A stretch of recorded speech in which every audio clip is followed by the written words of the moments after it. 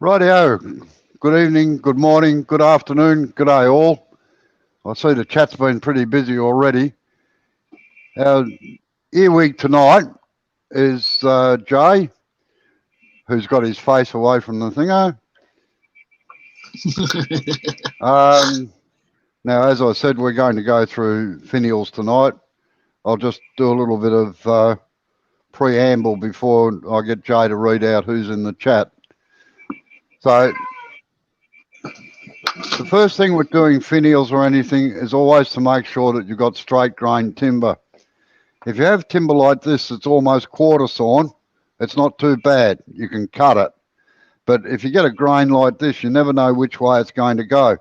So with finials or anything thin like, the other thing I'm doing, these things, lace bobbins, it's best to have straight grain. The way I get straight grain, get an axe, put it on top,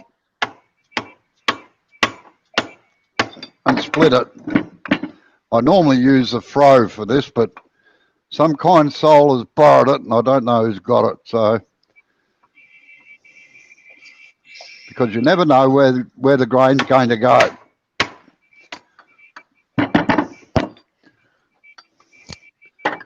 Then I just split it again to get the sizes I want. The timber, by the way, is Tasmanian oak. Normally I don't do it on the bed of the lathe. Normally I do it on a block outside, but it's actually a bit wet outside tonight, so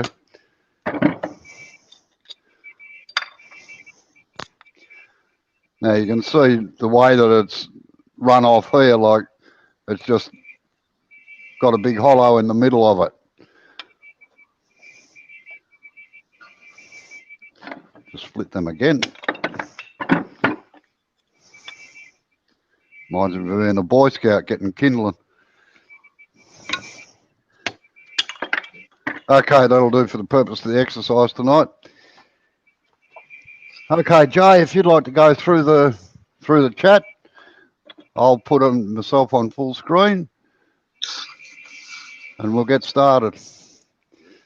All right, so we got Pete from Twisted Trees, Ricky Rocket, Brian at Heartwood. Sorry, see, I'll get it. I told you I'd get it muddled up eventually. Lawrence, Philip. Who else we got? Trevor, Doug Miller, Ray Coddy, Alfred from Michigan. Yeah, Alfred Shemby. Yeah. Detroit area wood turners. Welcome along, Alfred. Yeah.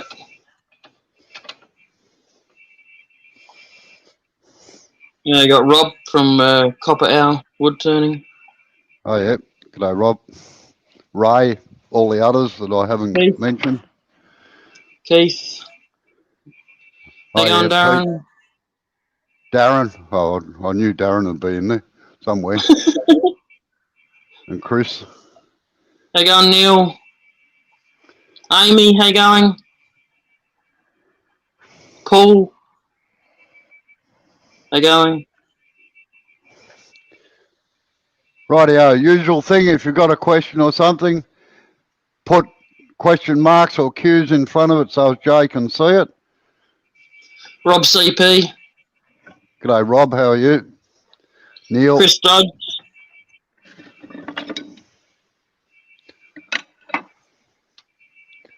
Just get that centered a bit better. Darren says, you try and keep me away, lol.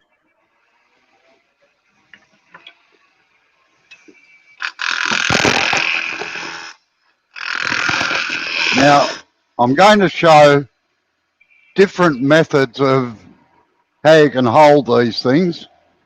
So, and Felicity's just come in. G'day, Felicity. And also the different tools that you can actually use. I'll do this one just with a skew chisel.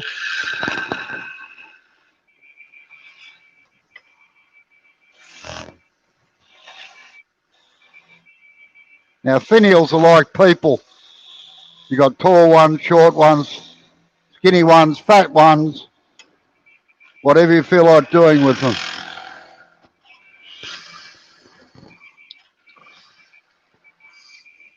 Got 26 watching at the moment. Whoa.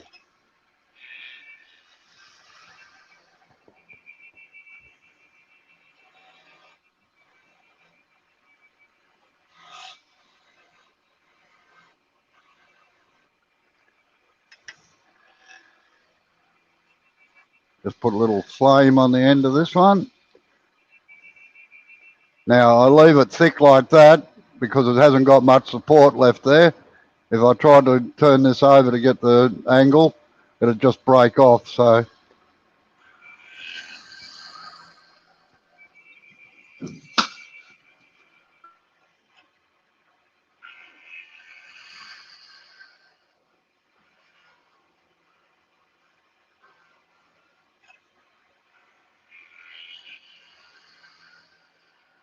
now I actually like them to curve in a little bit there rather than being just straight down.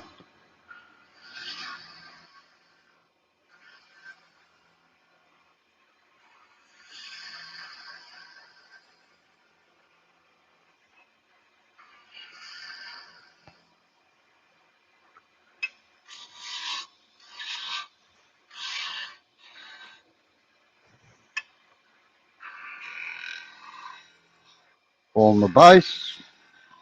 Now I'm not going to be sanding any of these.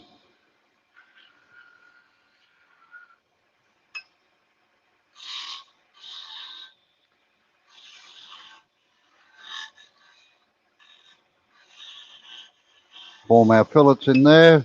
Put our cove in here.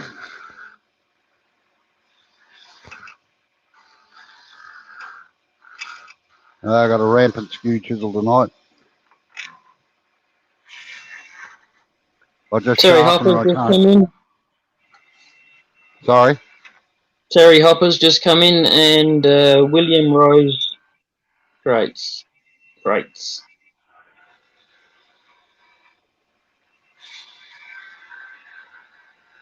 Don't forget to hit the like button, everyone.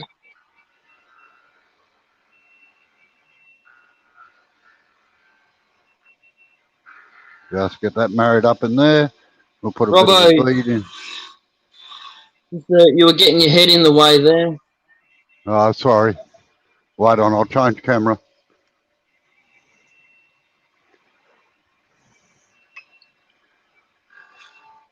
Put a bit of a bead in here.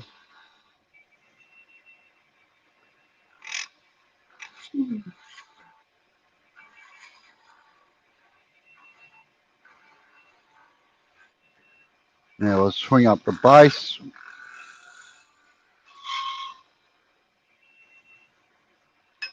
Got a little bit of a line in there we'll get rid of. That's better.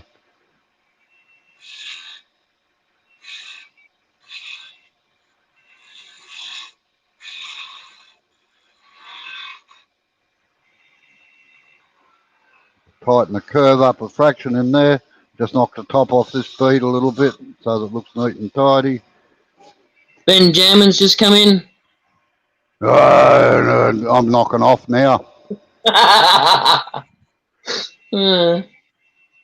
Now, always make my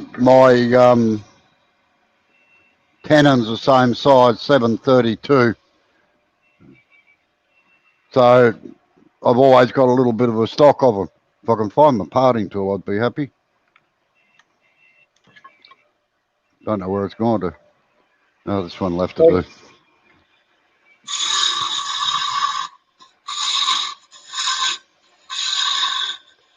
Andrew, Wivey Woodford's just come in. G'day, Andrew. How are you? And I saw Keith there somewhere as well, I thought. Yeah, I did mention them.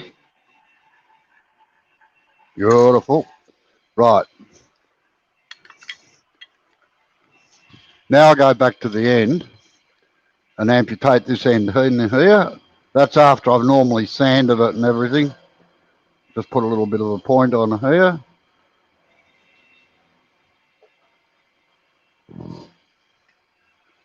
Give myself a little bit of clearance.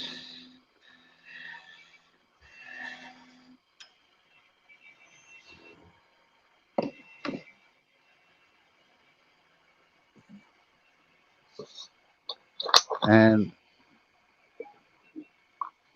come on.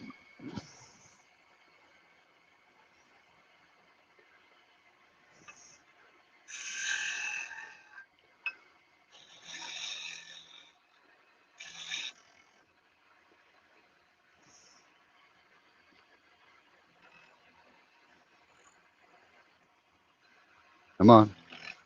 Be a good boy.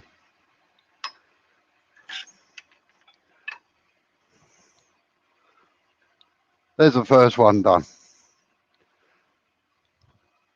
Now, another way to hold them. Sorry? Amber talking while I had the microphone unmuted, that's all. Oh, right. Now, you can do them in a normal chuck as well.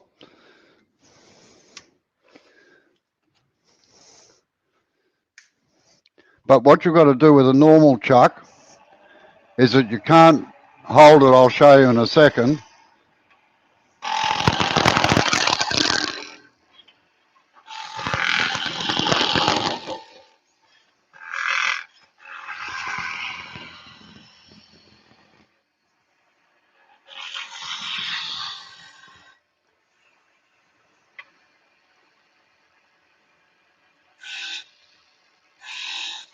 Unless you do this to them.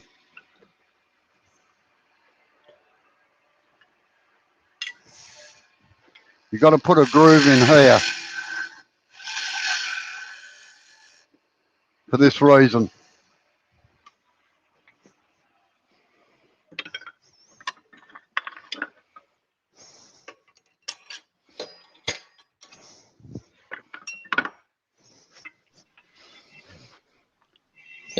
Terry from TJ Turning's just come in. G'day, Terry. Now, this is a standard Vic Mark chuck with a standard jaws on it. If you try to hold it in the round like this,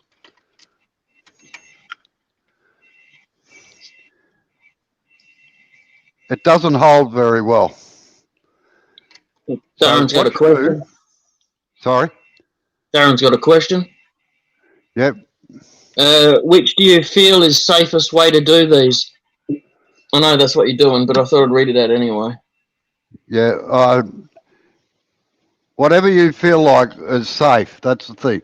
Now, if you put a groove in it, what happens is that it holds back here on the slides behind the jaws, and the jaws come up to that. It's like fitting in the worm screw.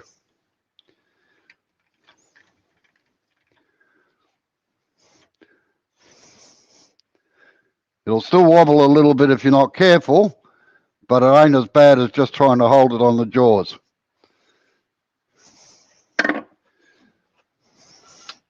Now this one I'm just going to do with a spindle gouge.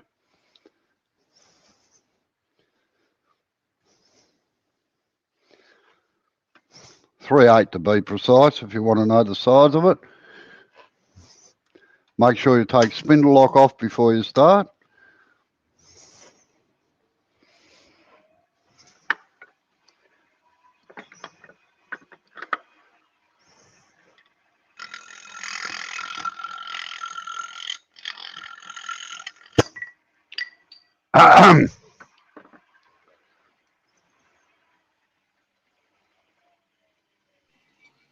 Rex has just come in. How you going, Rex? G'day, Rex. Darren said what I meant was between centres using a step centre or just using a chuck. It doesn't really matter. I actually don't like using a chuck like this because you can't get a decent grip on it. However, in a minute, there will be a chuck where you can get a good grip on it. Robert Dolman's just come in.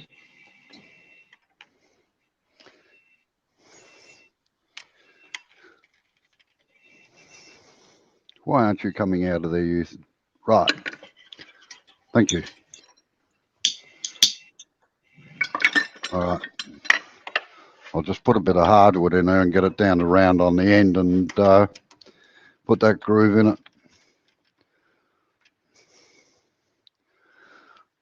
That was a bit of pine there before. Oh, come on. Plate ball, please. Just change this tool rest over to a shorter one. Right.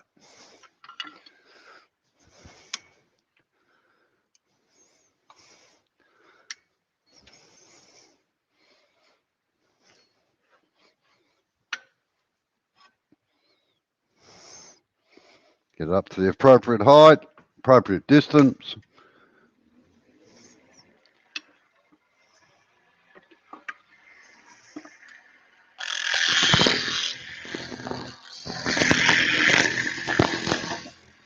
Jennifer's just come in. Sorry? Jennifer, he's in. Oh, good day, Jennifer.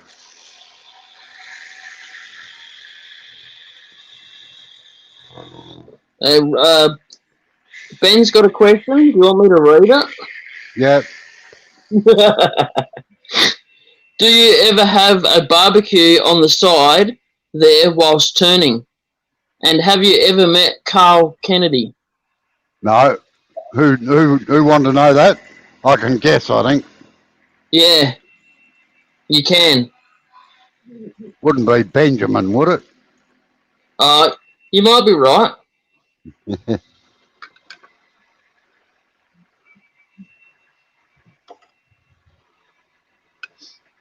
I keep putting... Right.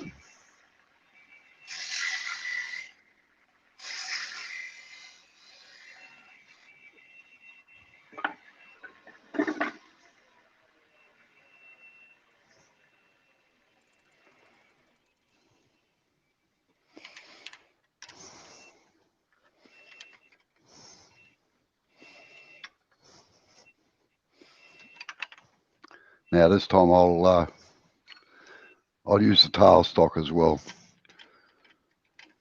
Chicken time. Stop it from wandering around.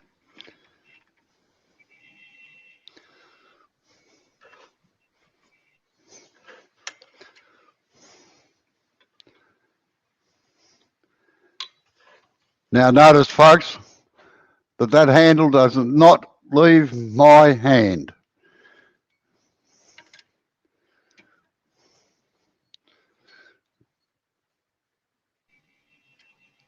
Must be hard holding the tools with that in your hand. Only while I'm working on the chuck. Then I put it on the shelf. You smart Alec. Right. I'm just having a cup of tea, all right? Right. Back to square one.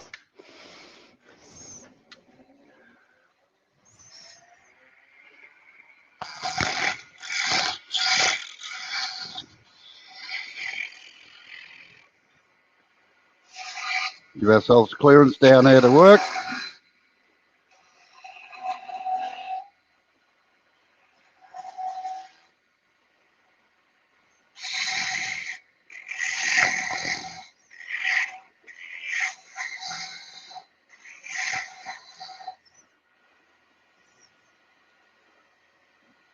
Tool rest is just a fraction too high.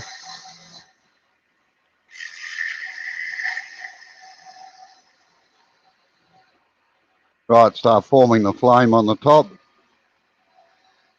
That'll do. Put a little bit of a round over in here for the base of it.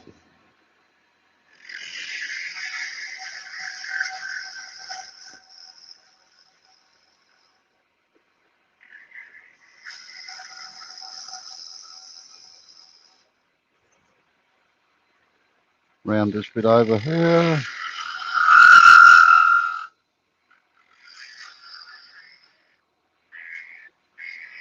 Just a bit more of a round over in here. I actually like finials like Cindy Drozers that are bigger down here rather than a long teardrop sort of thing up to here. It's just personal preference, of course.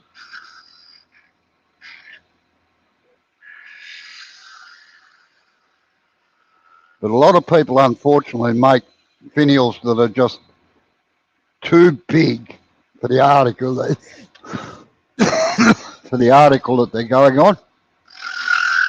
They've got to be in proportion with each other. Clean this corner up here on the fillet.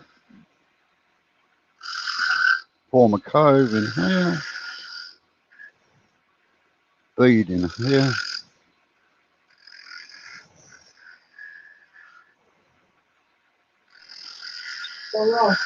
Dr. Bob's just come in. How you going, Bob? G'day, Bob. Round over the base here.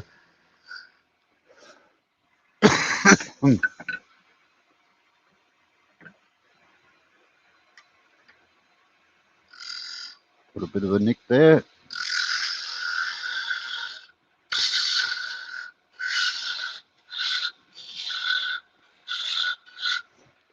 Take it down to 732.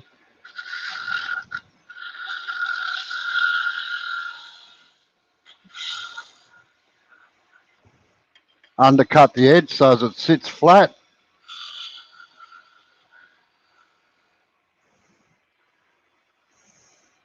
Now, I'll just use the parting tool to form this bit in here. JP's just come in. How you going, JP? G'day, JP, Jamie. And cut this right off here. This is the advantage of having it in a chuck, in that you can cut it right through on the end without the spring in the step centers closing up the gap. Like so. And then just cut off this end here.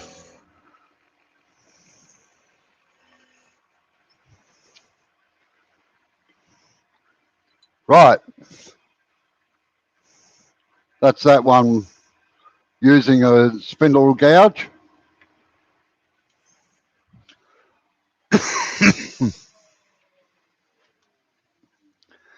Now the next one is going to surprise you.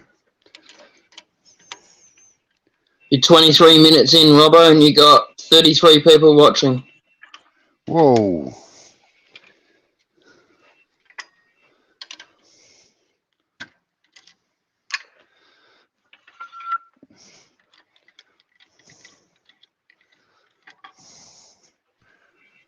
It's Tasmanian oak, Felicity.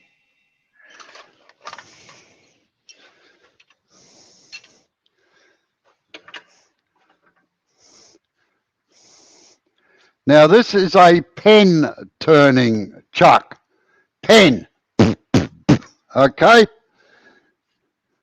But I bought it for doing other things, so it's never been used to turn a pen in my place.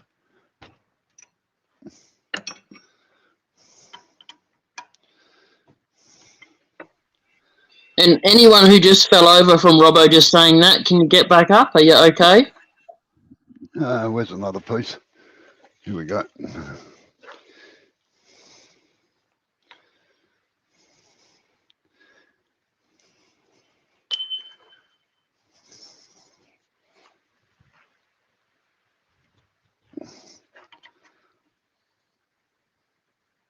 Right. Undo the spindle.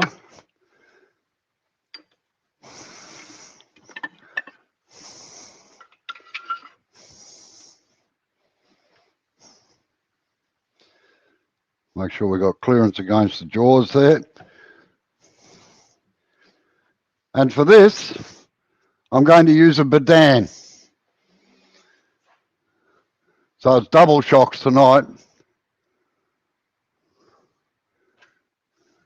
Wait on JP.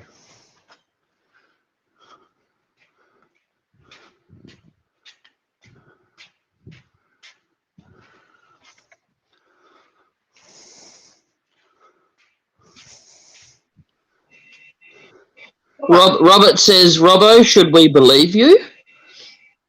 Right, now, I hope that you have your defibrillators ready. Like I said, I do own a carbide. It's an easy tools or whatever they are, easy rougher. And it has been used on a few occasions. I bought it for one purpose, and it did that reasonably well, except that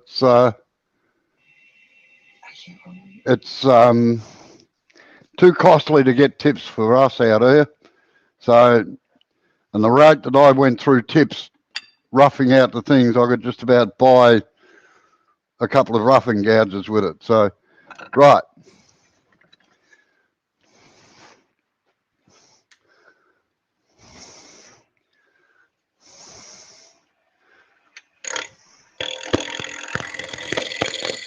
Pete says Robbo has a secret bunker where he goes to turn pens for Carter to flog at $3,500 each. Sorry, what's that? Pete. He says Robbo has a secret bunker where he goes to turn pens for Carter to flog at £3,500 each. I wish. As I said, I've got a friend who works under a stairwell. His pens are a minimum of $500 each, with a minimum order of 10. He supplies a lot of corporate businesses with them, but he uses high quality pen parts and everything. The dearest pen he's ever made is $12,000. And the bloke was happy to pay it.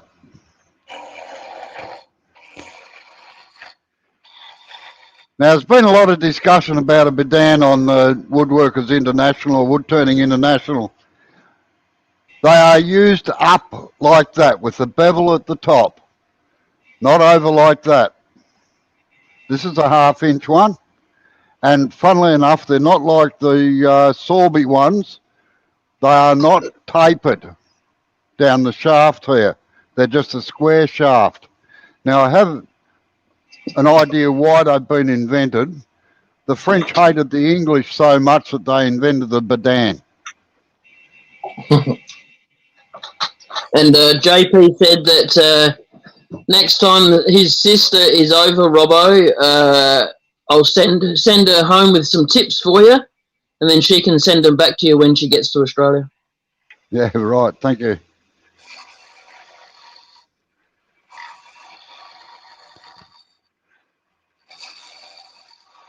Now, I am no expert at using the Badan, all right? So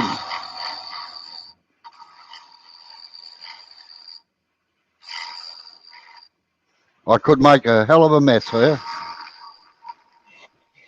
And JP wants to know what's the difference between using that and a normal chisel.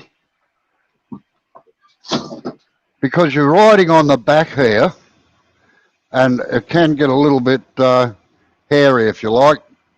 I much prefer the skew chisels, but as there's been so much comment on the forum, I just thought I'd do it. I don't have as much control over this as I do my skew chisel, because it's a sort of a weird thing to use, or I think so.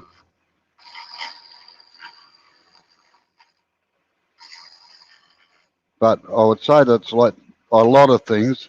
It's just practice, that's all.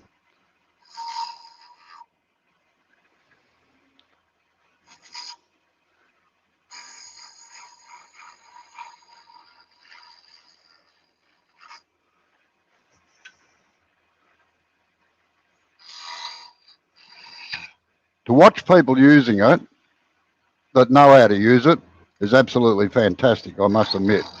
Like to see Escalon, John Francois using it. He's a master at it.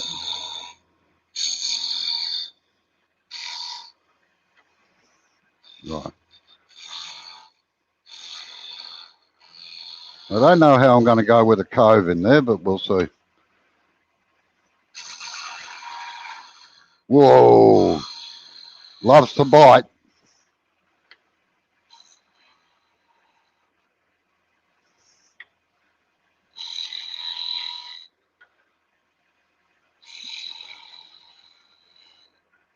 I just thought I'd use this as well just because everybody's been talking about it, so.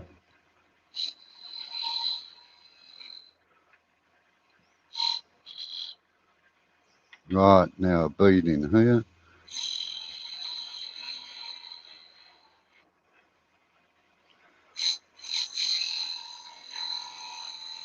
Not a bead here. Got to watch these jaws. Because they're black, it's very hard to tell where the end of them is. If you hear a little bit of language, it means I've put my finger or something into them.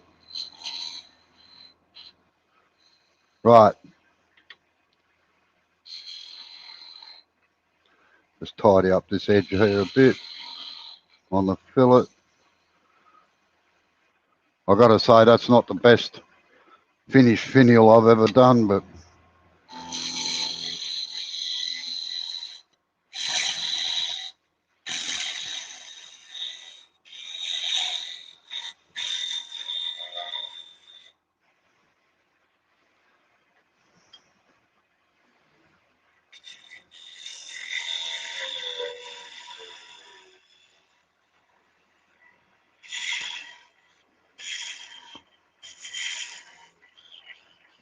if any of you are wondering, that is a proper spanner, believe it or not.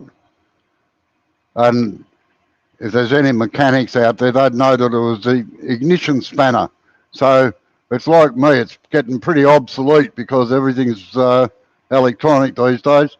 This was in the days when we used to fit points into cars to make them work. Right, cut this off here. That's it. Like I say, it's really, yeah, it's chipped out as well around the sides there. So it's not real flash. Now, I'll go back to... You got 42 watching at the moment. Whoa. Now find my handle again.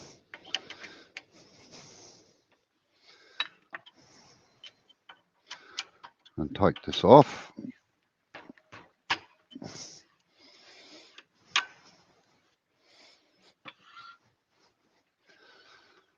Thank you all for coming in. Like I said, you could see me make a few mistakes tonight, so. All right, just have a slurp on my cup of tea for a minute, talk amongst yourselves. No, Rob, that's not going to happen. That's not going to happen, I can tell you that.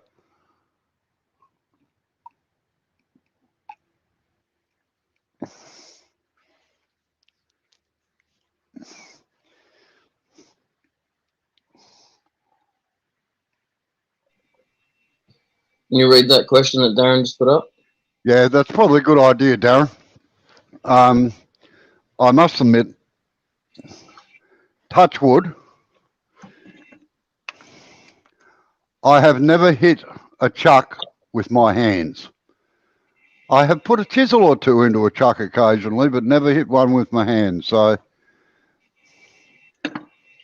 right, now, just a little bit of a variation on a theme. This is also going to be a finial, but most people make finials similar to what I've been doing, but there are other shapes that you can make which look quite attractive in the right place, in my opinion anyway.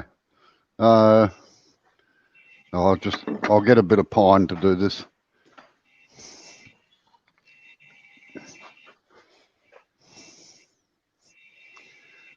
And Rob CP said you may have time to turn a chess set today. No, that's why I said to him it's not going to happen.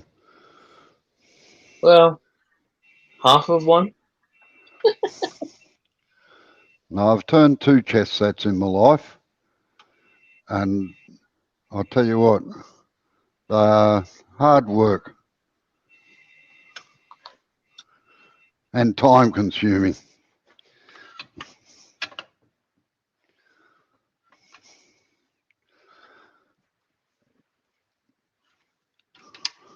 Remove spindle lock. Works a lot better that way.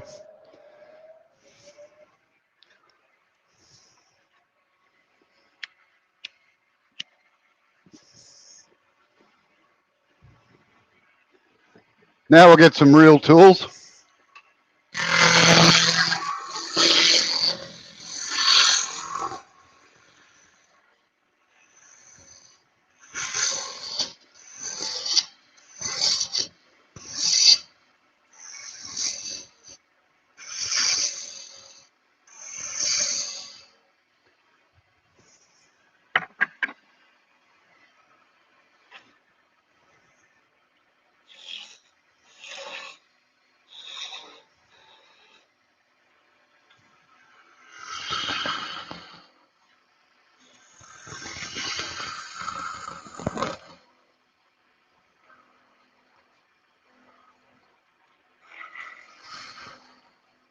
Get it down to where we want it down here.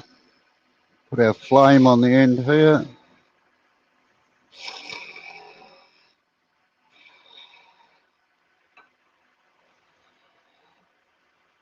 Don't quite cut it off yet.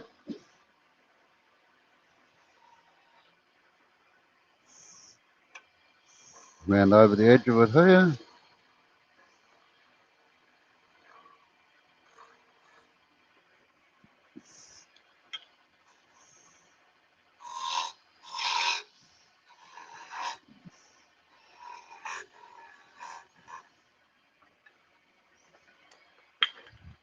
Now, as I said, most people like round overs there, but an attractive finial can look like this as well. Come in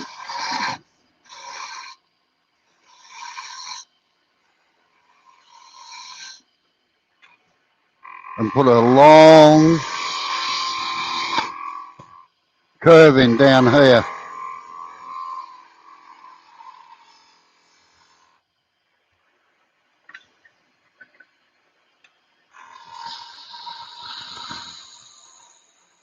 They don't have to always be rounded over in the corner there.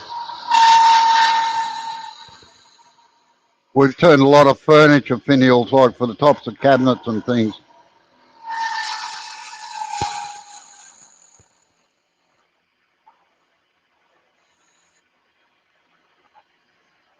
Just get some gouge in there to get that down in here.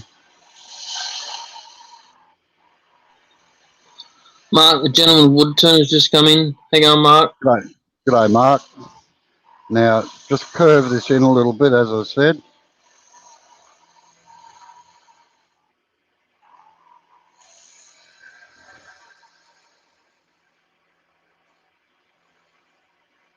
Clean up this corner here a bit, like so.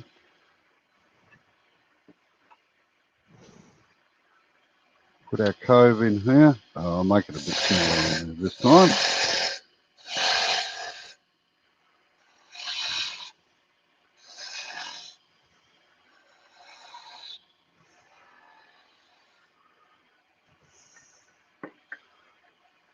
Put our fillet in.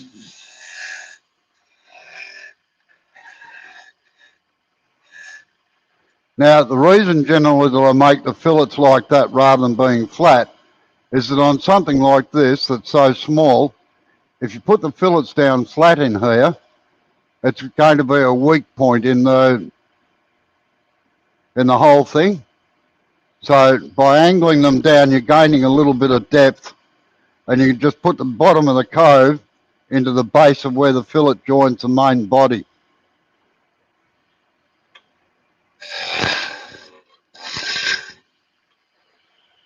Round this end over without hitting the fillet. Tighten the fillet back up again. Bit of a design deviation there. Hello, where's it gone to again? No, I'll just use this one.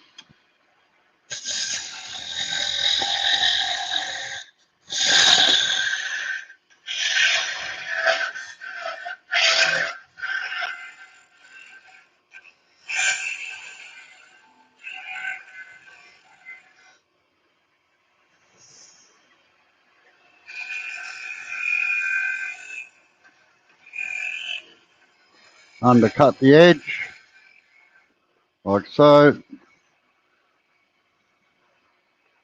Skew chisel, continue to point down.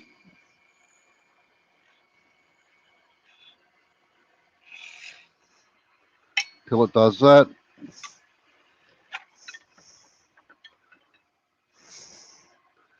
Et voila.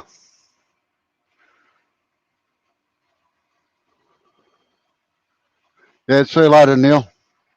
Rightio. See you later, Neil. Any questions on filling? Oh, sorry.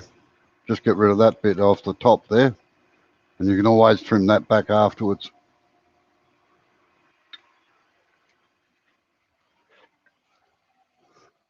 Any questions on that?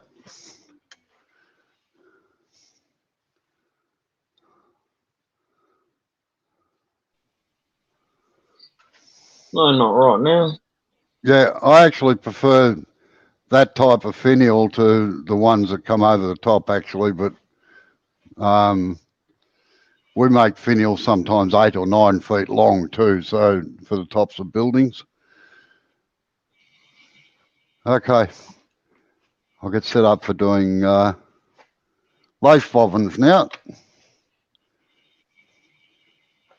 Now, lace bobbins are pretty individual sorts of things. I think I read somewhere that there's over 50 or 70 different styles of lace bobbins, and each lace maker or tatter likes their own shapes. So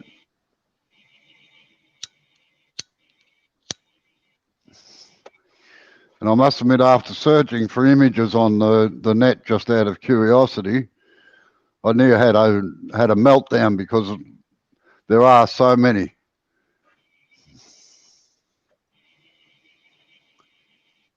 Yes, Rob, I do prefer to turn them between centres.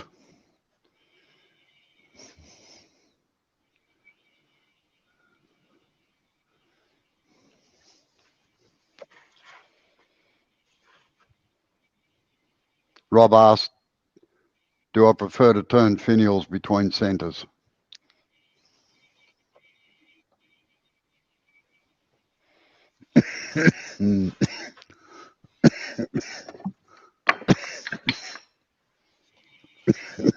Excuse me.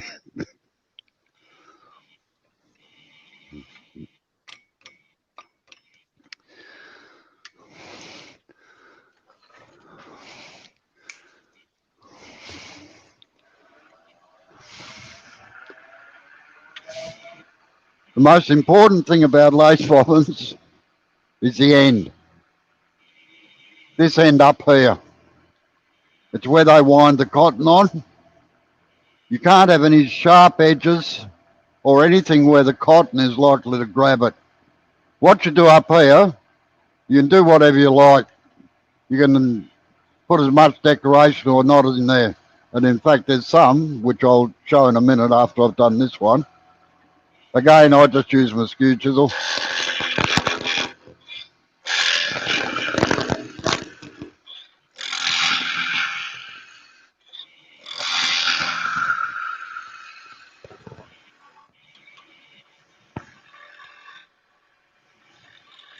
I used to be involved with a craft market that was run by quilters and lace makers and things. And geez, I think I've lost count of the number of bobbins that I've made over the years.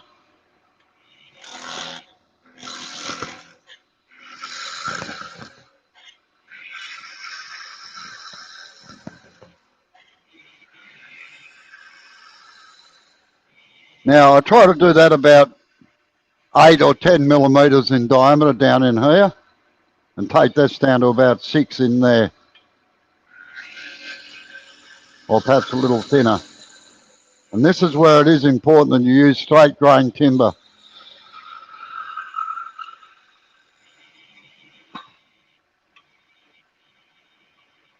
Now, just come in from there. This is going to get cut off in here, but I'll leave a flat side on here. You don't want to bead because the cotton can slip off otherwise. And about 2 inches or 50 mil in. Take it down to the size if you want. Some people prefer a long one. Like I said, everybody has their own sort of design for this. And it depends a lot on who you're making them for. Hey, Ben wants to borrow your 40-foot lathe, Robbo. Yeah, if he can carry it, he can take it.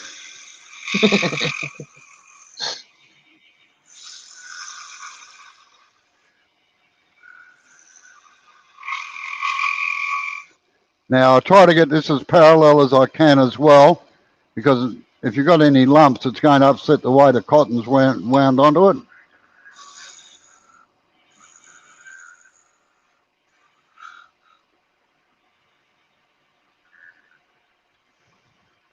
Just make sure this edge is nice and sharp. This one here is flat. Now, like I say, you can put any decoration you like on here now. I'll just put a couple of little beads and things in it. Another bead here. Now, most of them prefer a ball on the end, or fairly substantial at this end, because there's a 1 mil hole gets drilled through this, and it's for putting the wire or their string through for weight, to hold tension on the cotton as they're doing their things. You'll see some that have 5 or 6 different coloured beads. The beads there are to add weight, plus identify them to the owner so they don't get pinched.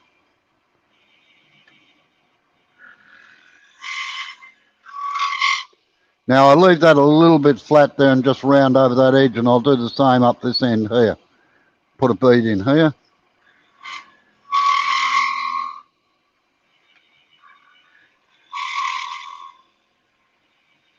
Another bead in there.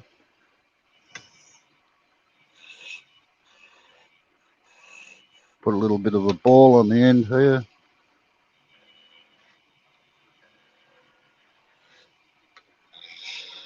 Give myself room to move.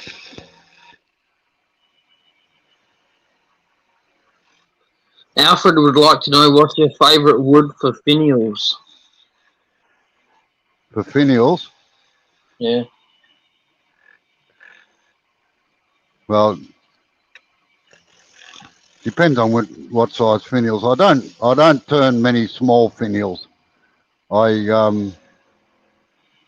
As I said, I turn 8-foot ones, and they're out of laminated pine and stuff. All right, I'll just taper this out to the side. Now, like so. But small ones, it doesn't really worry me much. I actually don't mind using pine for them, because if you get straight grain pine, you can always stain them black if you want to. So, or colour them any colour you like.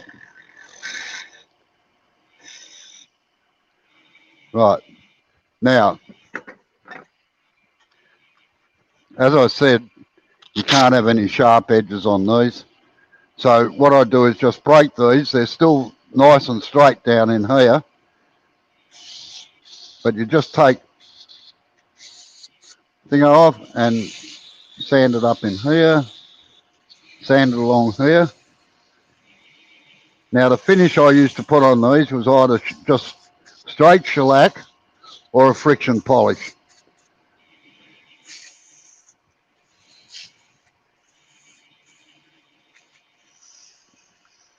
But they were sanded up to 400 first before any polish went on them.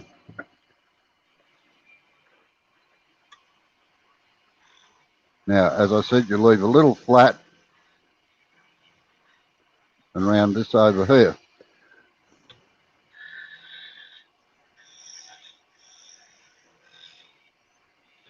Felicity has asked. Sorry, you're breaking up, Joey.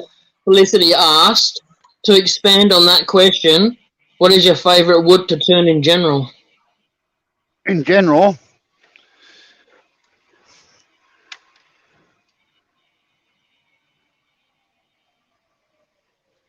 The ones the customers are paying for.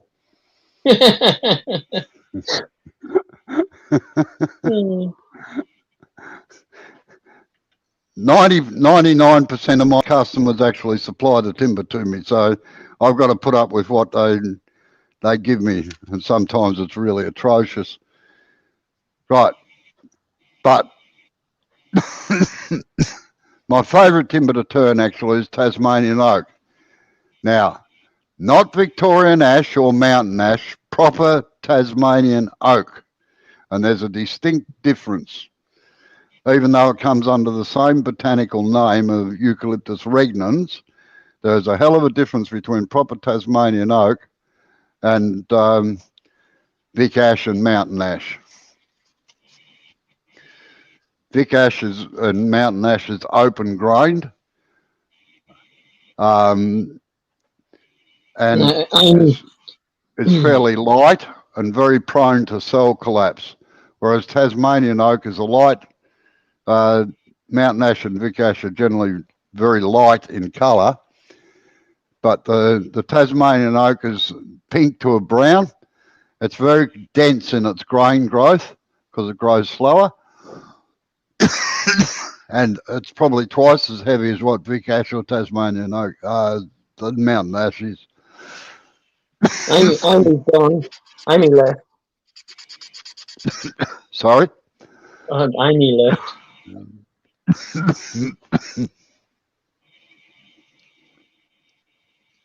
You right there or what? Hello, what are they talking about there? There are always a few that will spoil it for everyone. Oh, some people stealing chucks from clubs. Oh, don't get me started. Mm. We had worse than that in one of the clubs that I used to demonstrate regularly at before COVID came in.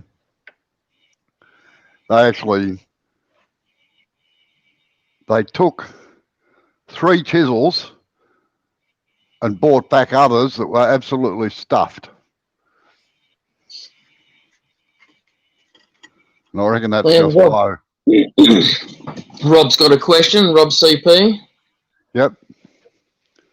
When your clients supply you with the wood, do they give you spares? I would need 200% spare to have the chance of fulfilling their order. Yeah. No, generally not. And I must admit that is sphincter clenching time, and I just about live in a sauna when I'm turning them, particularly if it's an exotic timber, like for balustrading or something like that, because they don't give you any spares. And if you stuff it up, that's it. I generally go over all of them to make sure that they're not split, cracked, or whatever. And if they are, I tell the client straight away and say, no, look, I'm not turning that, I'm not turning that. So, yeah, they very rarely give you a spare one. Gav's come in. G'day, Gav, how are you? Right, now there is another shape type of lace bobbin that they have. Ricky Rocket is going. See you later, Ricky. Oh, sorry, I thought he was. I read it wrong. Sorry. Oh, all right. Okay.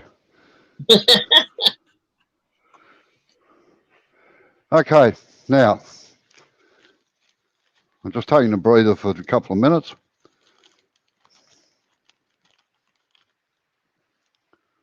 How long have I been going, Jay? Oh, 58 minutes, I can see it.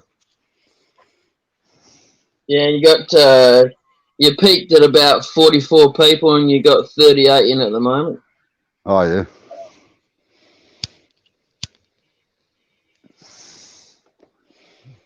Rightio.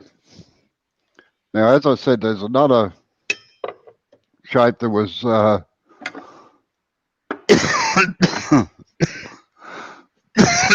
popular where I lived.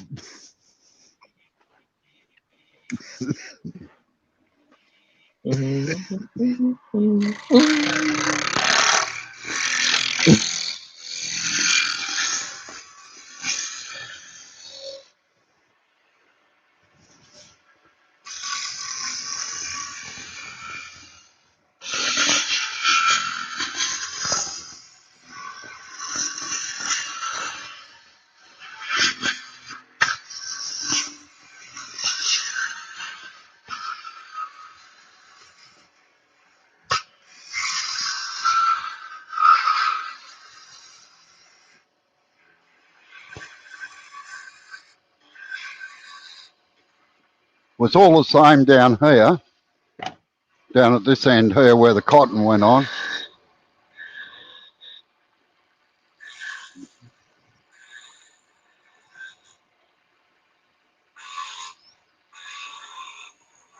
The big difference was up this end here.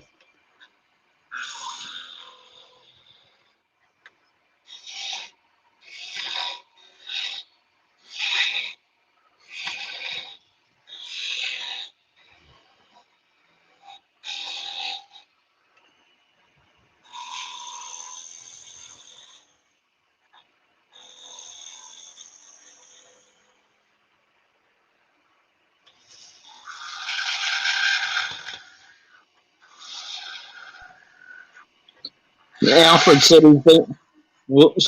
Alfred said he's been using cherry and he finds it works good for him. Sorry? Alfred said he's been using cherry and he finds it works good for him. Yeah, I must admit, cherry is a lovely timber to turn. Like, we used to have a client that used to order 500 legs a month out of cherry. And I love turning that.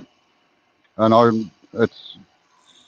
know it's classed as a hardwood in America, but man, it doesn't compare with any of our hardwoods out here. I tell you, I can just about turn it with my thumb now.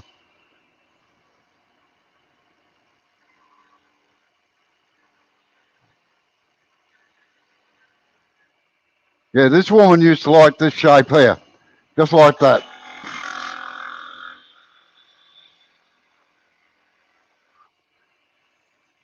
So she didn't need to put many beads or anything on it to get the weight that she wanted. I must admit, I love turning them because they were quick and easy. No little frilly bits or anything on them. Terry's leaving. Yeah, all right. Thanks, Terry.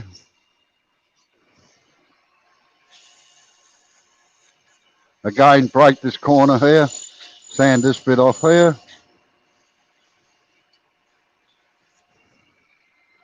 And snip him off.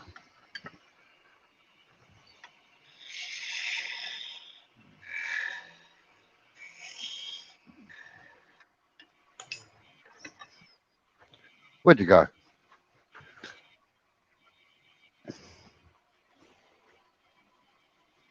Wasn't supposed to do that yet.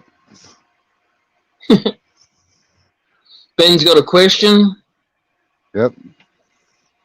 Robbo, although the hardwoods might take longer to cut and need more shaping sessions or sharpening sessions, would you say it's easier overall, though, because they are less? It has less chances of tear out. Yeah, I read the question right after you started. No.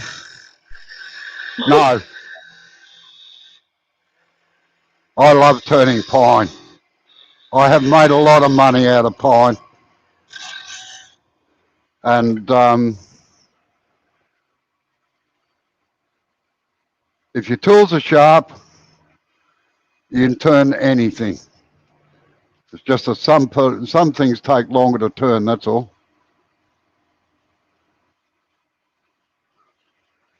No, I disagree with you, Pete. Pete says he finds pine more, he needs more sharpening than a nice oily hardwood.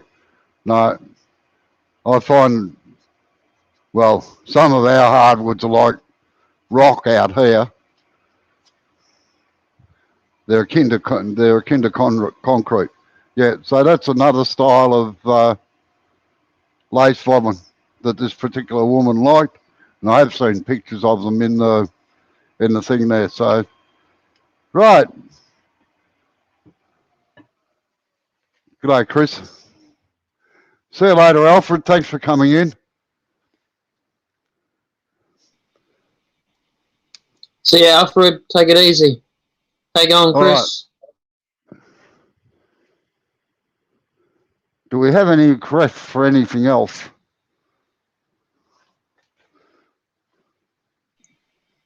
So far, it's only been a chess set. That ain't happening. So we put that in the same list as the pens then? Mm-hmm. I know, a little bit different. If somebody paid me enough money, I would do a chess set again, but You see what Pete said? Not on my favourite list to do. You see what Pete said? Sorry? You see what Pete said? No. Don't think UK hardwoods are on the same scale as Aussie hardwood. Sorry, wait on, I'll get it back up again.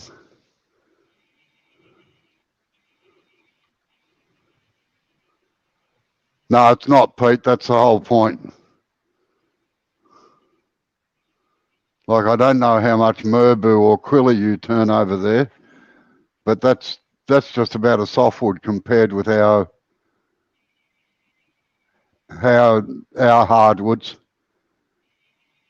And Webfoot resin and wood creations come in. Yeah, heather, I think it is.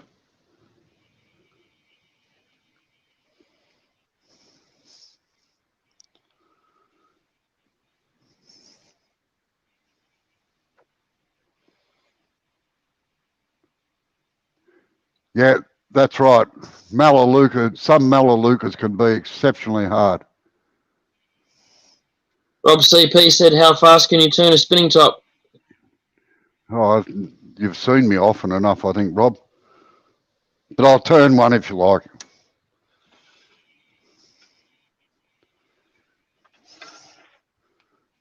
Right, just as soon as I find the knockout bar. Where's it gone to?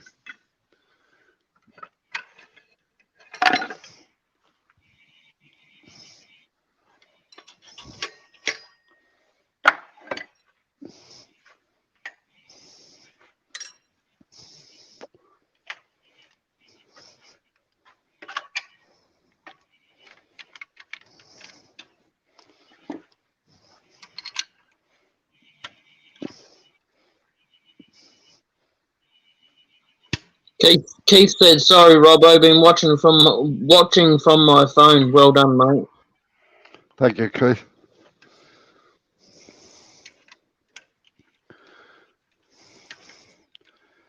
Now I've got to remember that this is an over scroll chuck and it goes backwards from normal type chucks. And Dr. Bob would like to know, what is your favourite style of tool handle? That's easy. That. I can get my hand up there. It's relatively thin because I don't grip chisels around the end like that. They're virtually just held between the thumb and forefinger like that with a handle on it, or quite often I'm up here. And that stops anything from slipping because my fingers fit around it. And that is actually modelled after a Swedish brand of tool called Luna, Luna. They made turning chisels years ago. I haven't seen them around for a long time. But Ben's left. Ben's going. sorry. Ben's going. Ben's going. Yeah. All right. See you later, Ben.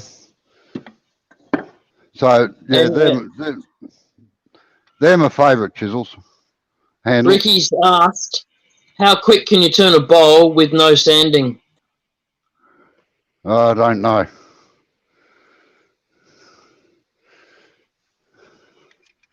Put that in the pen list. No. There's been a thing between Jamie and Wayne. The record, I think, is 2 minutes 57 seconds, but I'm not sure. All right.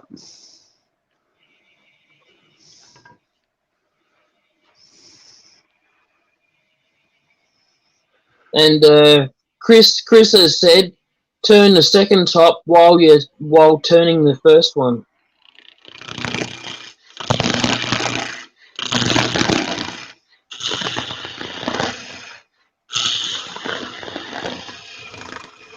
And Darren would like to know, what wood would you make the handle out of?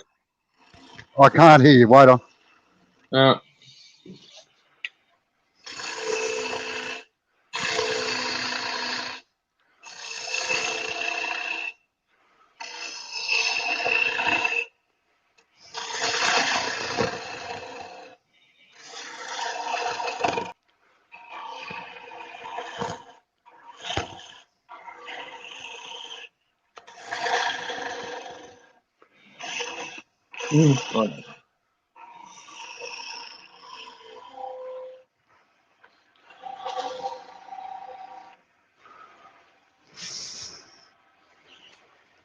I've got nowhere really to spin them.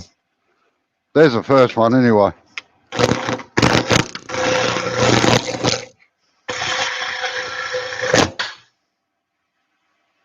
That's not supposed to happen. All right.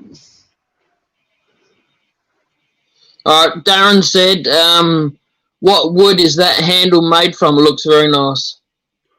Oak. I got a whole heap of oak boards many years ago for doing a cabinet out of by one of the customers. And they actually did the right thing. They gave me 10% more than I actually needed. And they're lovely 2.5 inch thick boards. So I had about 10 feet, 8 inch wide, 2.5 inch thick boards. So I made a heap of handles out of it. They used to be the ones that I took with me when I was doing demonstrations because I could always recognise them. Yeah, that's right, Darren, a flying top. All right.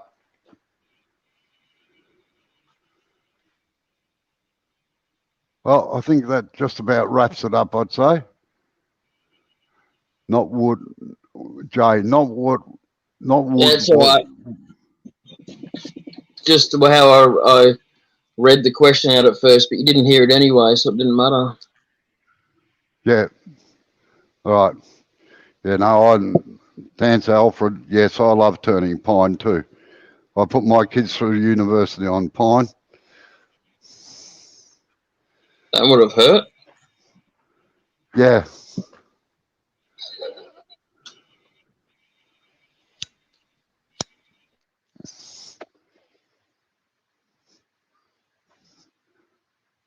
It shows you that we all do it sometimes, pulling things out of chucks.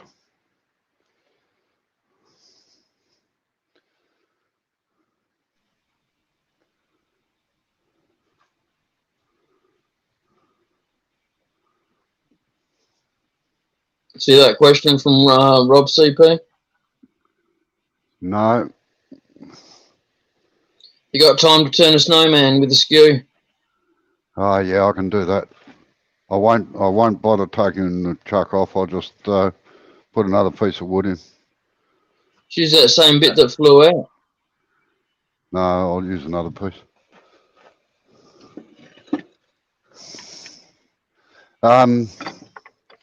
Actually, Terry the other night turned a snowman, and it's one of the nicest designs I've seen for a snowman. I don't turn snowmen generally, but it was a nice design. I quite liked it, so I'll do his. Bit of plagiarism, all right?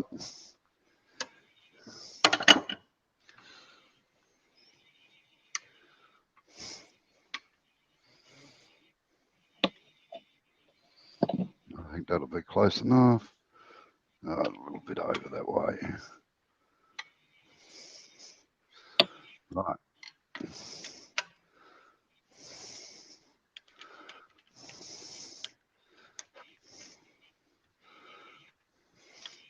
Got to remember this chuck goes backwards.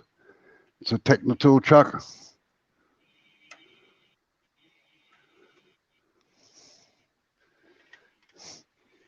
Yeah, we're just starting to move into daylight savings, Keith. So I think we move forward and you start moving back, and suddenly the gap gets a bit too much. So unfortunately, a lot of the Aussies are probably going to disappear because it doesn't come on until midnight. But we shall see.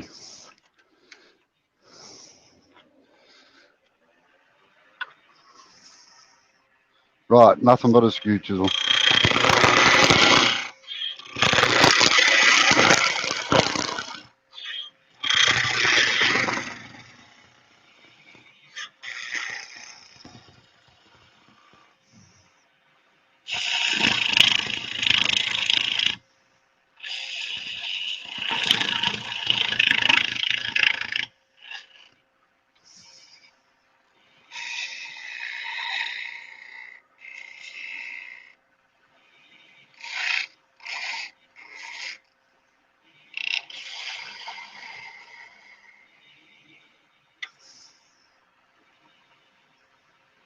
Out there.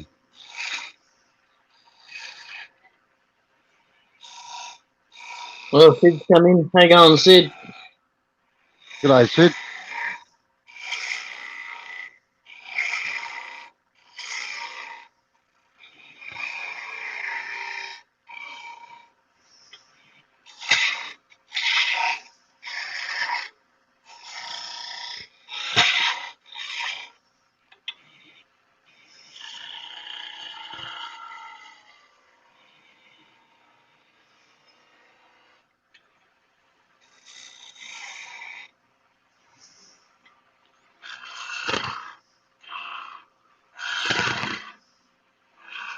Ruby Cloud's just come in. G'day, Ruby. How are you?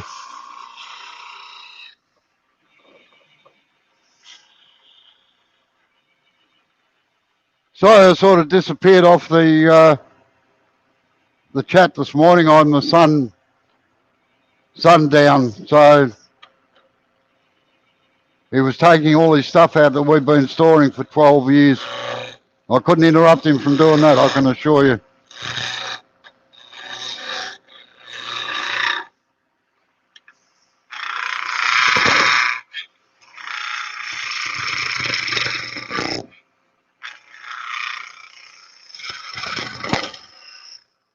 Now, like I say, this was a design by Keith Terry the other night, and I must admit I quite liked it.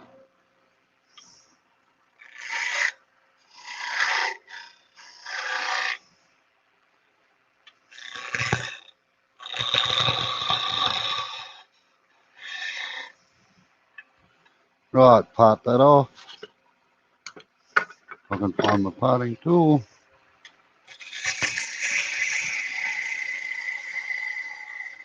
Kirk Hamilton has just come in. Sorry. Oh yeah, Kirk. Kirk. That's a name I haven't seen before, I think.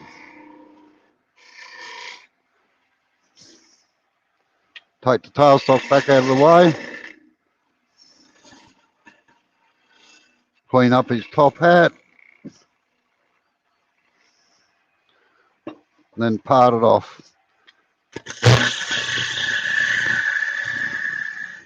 Give myself a little bit of clearance.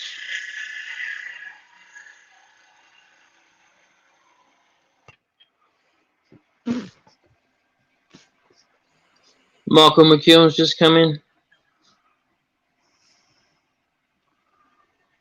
Looks a bit elongated there. No, that's how it was, and that's why I like it. It's not two balls or anything there. It's just That's not the camera nice. then. No. That's just about dead right like that. Now, a little trick if you're using a parting tool. Normally when you use a parting tool,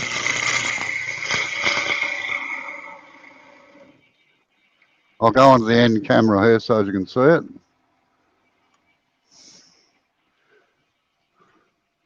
And zoom it in a bit. Whoops, too far. Normally when you use a parting tool, the surface that leaves behind is rough, particularly on pine like this. So to get it smooth, I'll just take this down around.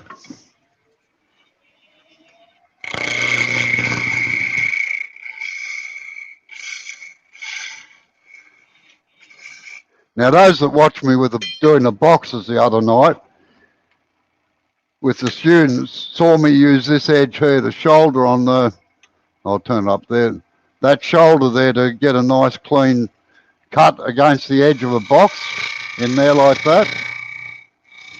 Only you're doing it from inside. You can do the same with a parting tool.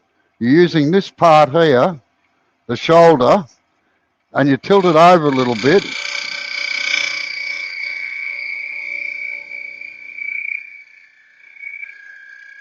So it's actually tilted, whoops, it's actually tilted over with this edge cleaning up down in there.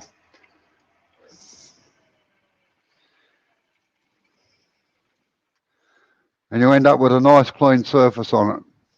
Yeah, Not Ninja fine. Man is in, and he has a question. Yep. Is there a technique of parting off while the lathe is still on, or is it just a matter of having your hand around it to stop the piece from throwing off anywhere? Yes, there actually is. Wait on. I'll just change cameras again. Well, to do it safely anyway. So, as you're parting off down here, what you've got to be careful of is that this doesn't move forward and wedge the parting tool. So as you're getting towards the center, you actually put pressure on. This is grossly exaggerated. You put pressure on towards the back, away from the cut to give it clearance. Did that answer your question? Excuse me.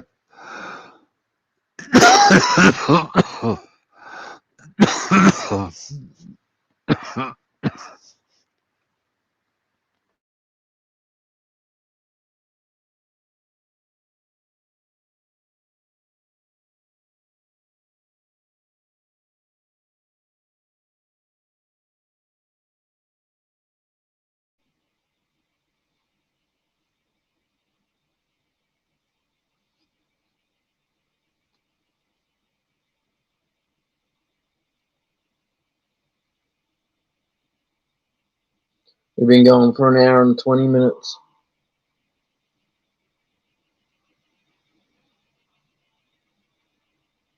You're on mute.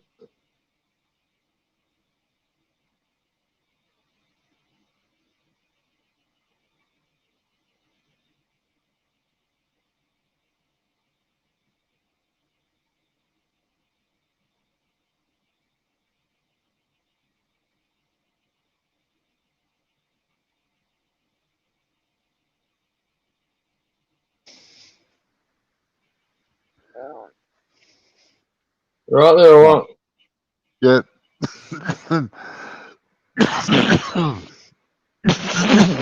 I got a chip stuck down my throat. And I started a bloody cough a fit. Just got to blow my nose right off. Okay, Ninja Man's been answered. Any more questions?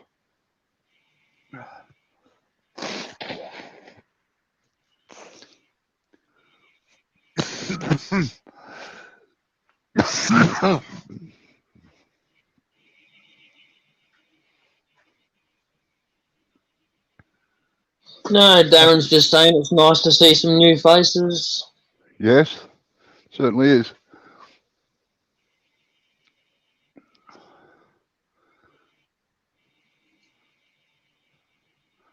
Okay, if there's no more questions, I shall hit it on the head because it's 11:30 here at night. So thank you all for coming in.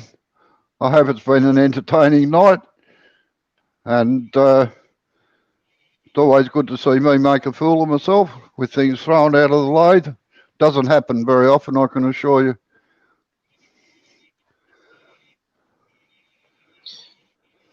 Better edit that part out. Yeah. I know. I think it's good that people see that even we can have things go wrong occasionally. You're still human. Well, most of the time. Under normal circumstances, I wouldn't have had a piece that long for doing the tops, but it's just what I had lying around. So, Yep.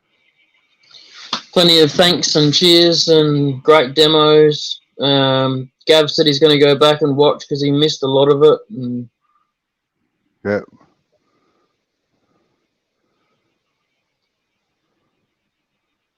Yeah, you're right, Darren. I was hoeing into it. But with it this length, I can do one, won't I? That I normally do. Because this is the length I normally, I get to, so it'll be out there, not 10 inches long.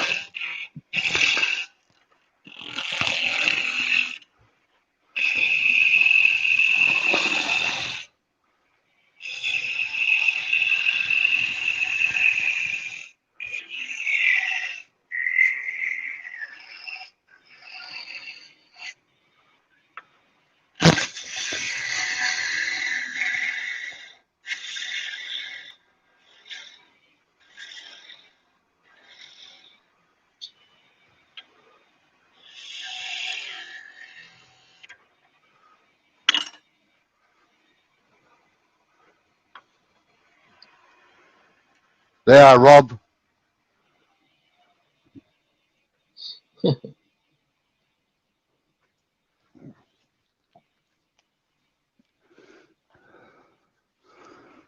Okay, folks. Thank you very much for coming in. And I shall catch you during a chat sometime, probably during the week. Thank you to my earworms. Hold on, I'll bring you up as well. Okay. Good night, all. see you later.